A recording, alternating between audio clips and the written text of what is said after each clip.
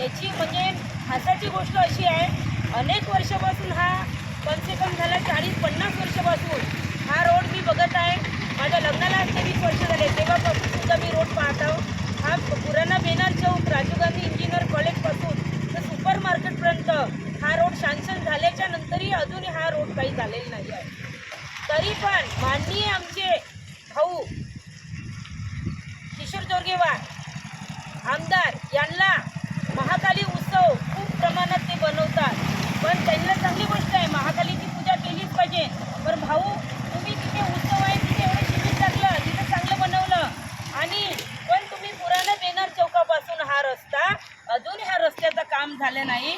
म्हणून नवरात्र उत्सव महाकाली याच्या निमित्त मी आज इथे रस्त्याचं भूमिपूजन तुम्ही 10 वेळा केले, पण मी आज भूमिपूजन करतो का आमचे भक्त राजुरा बल्लारशाह शास्त्री गडचंद्रपासून पैदल यात्रा येत आहे. ते रात्रीपासून नवरात्रपासून निघाले आणि त्यांच्या पायामध्ये चप्पल नसतात.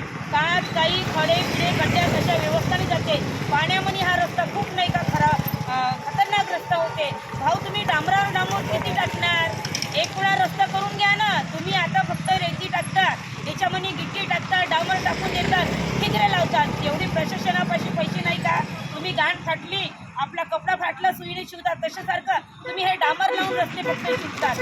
माझं एक म्हणणं आहे का रस्ता शिवण्यापेक्षा हा रस्ता तुम्ही डांबर टाकण्यापेक्षा एक वर रस्ता करा ना. तुम्ही एवढा पैसा गव्हर्नमेंटचा जाताही कुठे आणि रस्त्याचे फंड जाताही कुठे?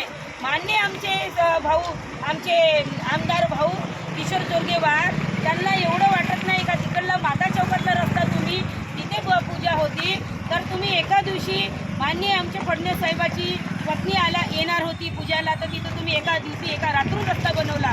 पण हा रोड सँक्शन आहे तरी पण ह्या रस्त्याचं काम होत नाही आहे. आम्हाला वाटलं गणपतीमध्ये तुम्ही काम करणार, आमच्या मूर्त्या तुटत चालल्या गेल्या. आमचा नवरात्र आहे, आज देवी संध्याकाळपर्यंत येते, आमच्या अजून मूर्त्या तुटणार.